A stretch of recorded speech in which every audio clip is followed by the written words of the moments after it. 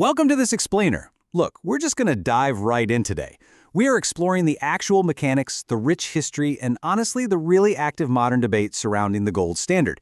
It's this concept that literally dominated global finance for centuries, and yet it still totally captures our collective imagination today.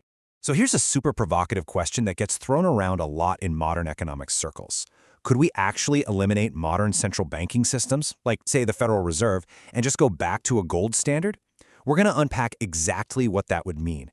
And just to be super clear up front, we're not taking sides here. We're just looking at the hard data and the history to figure out the realities behind this massive what-if. To wrap our heads around this, we'll hit 5 key areas. First, what exactly is the gold standard? Then, the mechanics, costs, and benefits. Third, its rise and fall. Fourth, modern gold supply dynamics. And finally, could it actually work today? All right, Section 1. What is the gold standard? Under the classical gold standard, national currencies were directly linked to and redeemable for a very specific fixed quantity of physical gold. Unlike the fiat money sitting in your wallet right now, under this historical setup, paper currency was basically just a receipt, a promissory note, for a tangible physical asset that was locked away securely in a government or bank vault.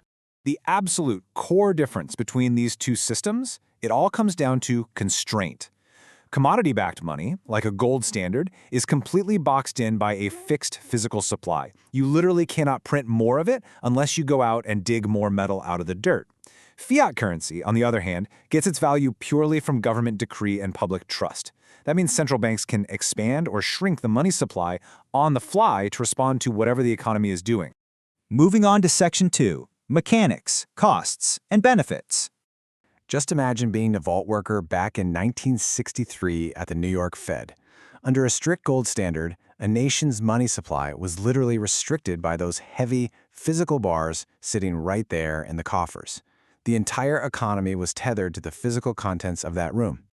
Now you might be wondering, how did international trade even work with these physical constraints? Well, the balance of payments acted kind of like a self-correcting thermostat. If the U.S. had a trade surplus, foreign gold naturally flowed in. That influx expanded the U.S. money supply, which then pushed domestic prices up. And as U.S. goods got more expensive, foreign demand would drop off and gold would flow right back out until relative prices between the nations balanced out again.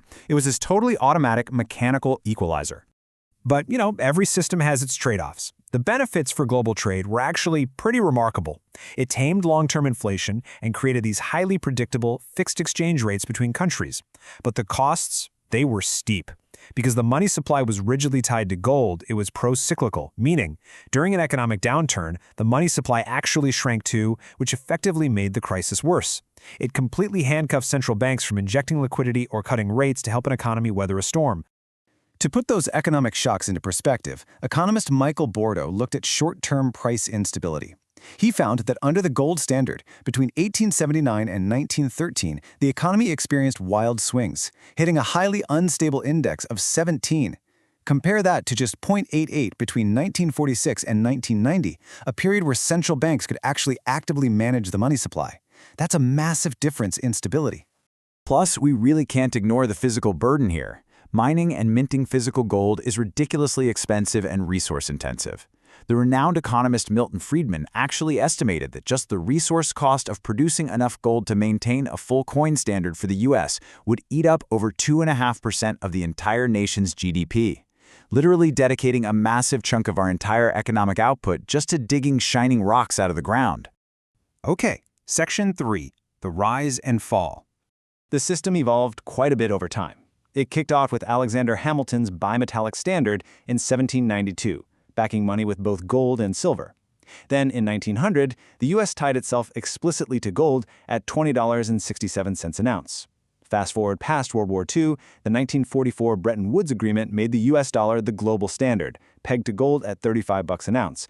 And then finally, in 1971, the Nixon shock ended dollar convertibility, effectively killing the international gold standard for good. So, what actually drove that collapse? Ultimately, keeping a credible commitment to a fixed gold price just proved impossible during times of massive geopolitical upheaval. When World War I and the Great Depression hit, governments desperately needed flexibility. They had to issue debt to fund war efforts and inject liquidity into collapsing economies. The incredibly strict rules of the gold standard simply couldn't survive those existential global crises. This whole shift in mindset is perfectly summed up by President Franklin D. Roosevelt back in 1933. He said, "The sound internal economic system of a nation is a greater factor in its well-being than the price of gold."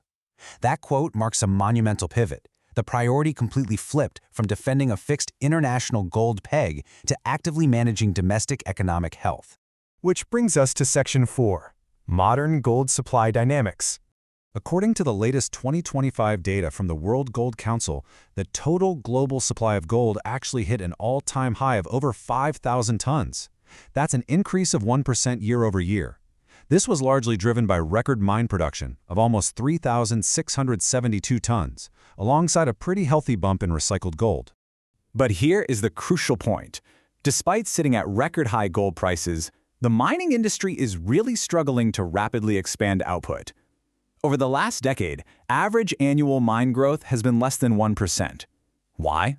Well, because digging it up is getting harder and a lot more expensive. The all-in sustaining cost for miners just hit $1,605 an ounce. And interestingly, while high prices caused recycling to surge in developed markets like Europe and Japan, emerging markets like India actually saw a decline. Consumers there often prefer to pledge their gold for loans rather than sell it outright. This brilliantly highlights how incredibly rigid physical gold supply really is. In 2025, we saw a massive 44% spike in the annual average gold price. Now, you'd expect a massive gold rush, right? Yet, that staggering jump in price only coaxed out a fractional 1% bump in mine output. The Earth simply won't yield more gold just because the market demands it. All right, the final stretch. Section 5. Could it work today? The stark reality here is that the sheer volume of global commerce today absolutely dwarfs the physical stock of gold sitting in vaults. The global broad money supply is well over $100 trillion.